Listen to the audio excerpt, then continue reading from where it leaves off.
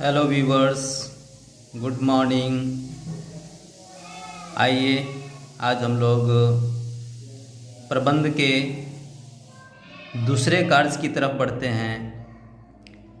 प्रबंध के पहले कार्य प्लानिंग को पूर्ण कर लेने के बाद एक प्रबंधक का कार्य संगठन का निर्माण करना होता है।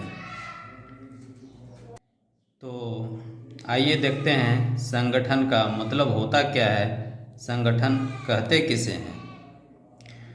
तो संगठन का मतलब संगठनात्मक लक्ष्यों को प्राप्त करने के लिए संगठन में विभिन्न गतिविधियों की पहचान करना और समूह बनाना तथा मानव और गैर मानव संसाधनों को एक साथ लाना है।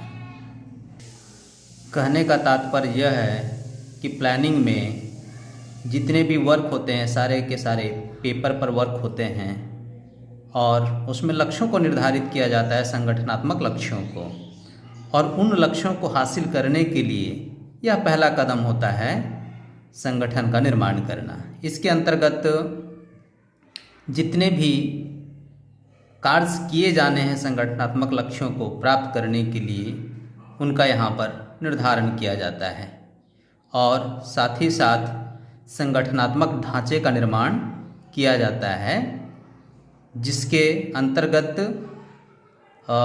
अधिकारी और अधीनस्थ के बीच के संबंधों की भी व्याख्या की जाती है। तो चलिए आइए अब हम लोग देखते हैं कि आखिर संगठन के निर्माण में कौन कौन सी प्रक्रिया अपनाई जाती है।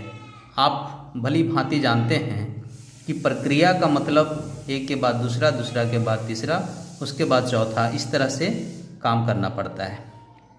तो यहाँ पे आप देख सकते हैं कि संगठन प्रक्रिया के अंतर्गत 4 तरह के कार्यों का निष्पादन किया जाता है। पहला है identification and division of work, अर्थात कार्य की पहचान तथा विभाजन। दूसरा है डिपार्टमेंटेशन, मतलब विभागीकरण। तीसरा है असाइनमेंट ऑफ ड्यूटीज़, कर्तव्यों का निर्धारण। और चौथा और अंतिम है एस्टैब्लिशिंग रिपोर्टिंग रिलेशनशिप, रिपोर्टिंग संबंध स्थापित करना। तो चलिए संगठन प्रक्रिया के इन चारों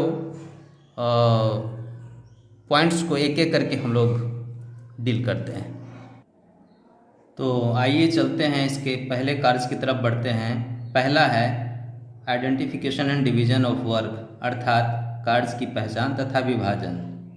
इसके अंतर्गत संगठन के कार्यों की शुरुआत कुल कार्यों की पहचान करना है, जिसे पूरा करके संगठनात्मक लक्ष्य को हासिल किया जाना है। इसमें कार्यों का विभाजन इस तरीके से किया जाता है कि किसी भी कार्य का दोहराव ना हो और कोई भी कार्य छूट ना जाए। उदाहरण के तौर पर बैंक के कर्मियों के कार्यों को लिया जा सकता है। उसमें कर्मियों के बीच कार्यों का विभाजन इस तरह से किया जाता है ताकि एक का काम पूरा होता है दूसरे के पास चला जाता है, दूसरा का काम पूरा होता है तीसरे के पास चला जाता है। इस तरीके से किसी भी कार्य का दोहराव नहीं हो पाता है और ना ही कोई कार्य करने से छूट जाता है। कार्य की पहचान तथा विभाजन कर लेने के बाद दूसरा नंबर आता है विभागीकरण का। इसके अंतर्गत एक जैसे नेचर वाले कार्यों को एक समूह में बांट दिया जाता है। दूसरे तरह के नेचर वाले या दूसरे तरह के प्रकृति वाले कार्यों को दूसरे विभाग में बांट दिया जाता है। कार्यों का विभागीकरण उनके फंक्शंस, प्रोडक्ट्स, कस्टमर्स और ज्योग्राफिकल लोकेशन इत्यादि के आधार पर बांटा जा सकता है। एग्जाम्पल के लिए सेल्स एंड एडवर्टाइजमेंट एक्टिविटी को मार्केटिंग डिपार्टमेंट के अंतर्गत शामिल किया जा सकता है या समूह बनाया जा सकता है। विभागीकरण प्रक्रिया पूरी कर लेने के बाद विभिन्न कर्मचारियों में उनके कार्यों का बंटवारा कर दिया जाता है। कार्यों का बंटवारा उनके नॉलेज, एक्सपीरियंस और क्वालिफ़िकेशन के आधार पर किया जाना चाहिए। कर्तव्यों का निर्धारण कर लेने के बाद अब नंबर आता है रिपोर्टिंग संबंध स्थापित करने की। जब दो या दो से अधिक व्यक्ति एक समान उद्देश्य को प्राप्त करने के लिए कार्य करते हैं तो उनके मध्य संबंधों की स्पष्ट व्याख्या की जानी चाहिए।